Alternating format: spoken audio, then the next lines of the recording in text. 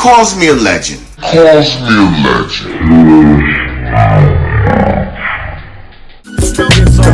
in the studio getting blow to the truest shit I ever spoke. 21 gun salute.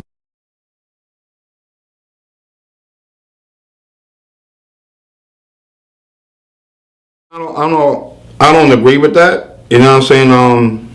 If that's Lord Jamar's views, you know what I'm saying? That's his views. But since the beginning of hip hop, you know, you never seen any indication of that.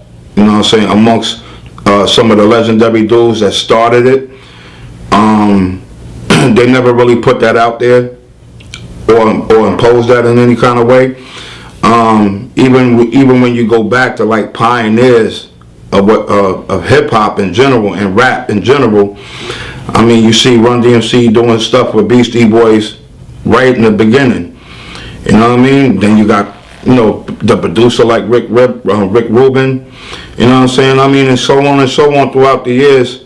It never been like any type of segregation with any race, culture, or anything when it came to hip hop. Hip hop was always looked at as a universal thing, and everybody was always invited. You know, white rappers, white graffiti artists, white DJs, white b-boys have been involved in hip hop since the beginning.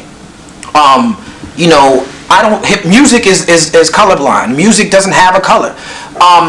But the only way that you could truly appreciate a book is to know the history of its author. Even though you don't have to be a specific race to participate in music or to enjoy it, if you don't respect the origins, then you being disrespectful of it. And I think what Lord Jamar is saying, that I think Lord Jamar is speaking in street terminology. He's speaking to the block. When Lord Jamar goes, I feel like he's looking at it like I'm speaking to the hoods across America. So he's speaking in a language with a manner that is not academic, you know. And so it's I think it becomes easy to pick apart his argument when it's not done from an academic sense. I salute Lord Jamar's opinion because he's, to me, one of the guys who blazed the trail for me to do what I'm doing. And I think a lot of times we lose sight of that when we sit up here and we say, hey, he's wrong, you know. We just want to attack somebody's opinion without acknowledging all the things they've done for hip-hop, you know, to open the doors for us. I'm going to respect his opinion. I'm going to respect his bravery for getting on a platform. Everybody knows, come on, man. If I'm going to decide to say something that might not be mainstream, why would I say it on the biggest platform in hip-hop? You know what I'm saying? So I respect that, too. Now, you know, I heard people say, oh, he's tripping, oh, he's this and this and that, but the main people that I heard disagreeing with it, they have no hip-hop history that can match up to his. Like, all right, cool. I just think he's entitled to that opinion. Who he this? Lord Jamar. I don't know Lord. For everybody, it's just like the Nicki Minaj shit. He's a guest.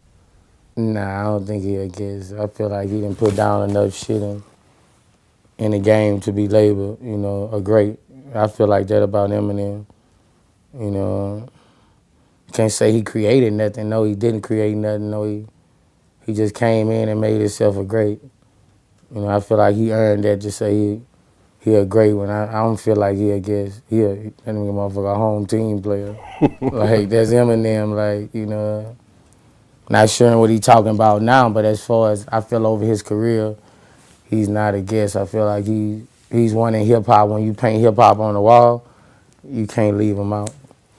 Any way you try to say he's not great, he got to argue. Had A.D. Rock, a part of the Beastie Boys in the movie Crush Groove, a part of the beginning of hip-hop, who introduced LL Cool J to Russell Simmons. How? How was it originally a black thing? Stop it. I love you, black people. I love you. But let me tell y'all something. If you want to challenge me, I'm the worst motherfucker in your life. Alright? And for you niggas to sit there and keep thinking that there's a difference between, you know, you keep bringing out the difference between each race because of what they do and what they leave behind, all you being is just a go-getter, baby. So you can sit there and tell me, yeah, but the white man was the one who did this, and the white man did that, and the white man gonna say, but the black man did this, and the black man did that. You know what I'm saying? And we can keep going on and on and on. We can talk about the Arabs who sold us out for slavery in the Mediterranean with the white. We can do all that. But all you're gonna get back down to is human. Yeah, man. I don't believe that, especially not nowadays. You know what I'm saying? I believe that hip hop is not just a musical genre anymore. Hip hop is a culture. Hip hop is a culture that people live. Hip hop is a culture that people breathe. It's the way you talk, it's the way you walk, it's the way you dress. And I'm sorry, black people, hip hop is just not a black thing anymore. And the truth of the matter is, music should never be put in a box of race. Like, it shouldn't be, all right, country music is just for white people. Pop music is just for white people. If that was the case, Hootie and the Blowfish wouldn't exist. You know, if that was the case, Michael Jackson wouldn't be considered the king of pop. And contrary to popular belief, he's a black man. I don't care how white his kids are. I don't care how he made himself look. Like, we pick and choose when we want to put walls up. When Michael Jackson is the king of pop and he's a black man, it's cool. But when Eminem is the king of hip hop and he's white, then it's a problem. That don't make any sense. Michael Jordan can be at the top of basketball, but like, it's a lot of white people that don't like to see Tiger Woods at the top of golf. So it's kind of like reverse racism. Like, we pump our fists for Tiger Woods, but Tiger Woods is dominating what people consider a white sport. Why can't he just be the best in that field? Why it gotta be a black or white thing? I think that is so whack, man. Same thing with Barack Obama as the president. Like, why Barack Obama gotta be a black president? Why he just can't be the 44th president of the United States of America?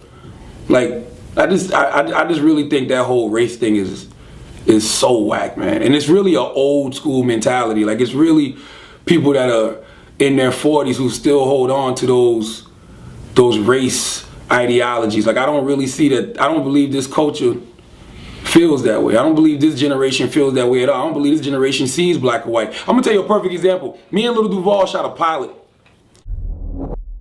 White rappers are guests, meaning, man, well, I definitely can tell you that hip hop is a black art form. That's undeniable. At the same time, I just really feel like hip hop is an open art form, and we open it up to everybody to be as great as they can be. That's what we look for in hip hop. You know, I look forward personally to, my Eminem album, you know what I'm saying, and my Eminem video, and the controversy it's gonna bring, or, just as a fan, like the lyricist lounge esqueness of what he does. You know what I'm saying, because that was a spin on battle rapping and so on and so forth. So I can agree with it being a black art form. I just I don't want to kick. I wouldn't want to kick someone like Eminem out of the art form at all. Lord Jamar said no way. What was his point? Eminem is a king in his own right. He had changed hip hop. Before Eminem, all the white guys you would probably try to say, and I'm not dissing any of them, but besides the Beastie Boys, was kind of dressing black, was kind of trying to be black. Eminem transcended that. He above and beyond that, because he was the first white guy that was like, I'm white, I'm the Charlamagne, and that changed forever, because he actually lyrically is on a level with Nas and the great lyricists. I think Lord Jamar is old school, and most old school people, we tend to go with all that. It ain't like it used to be, this, that, blase, which it ain't supposed to be like it is. Things change.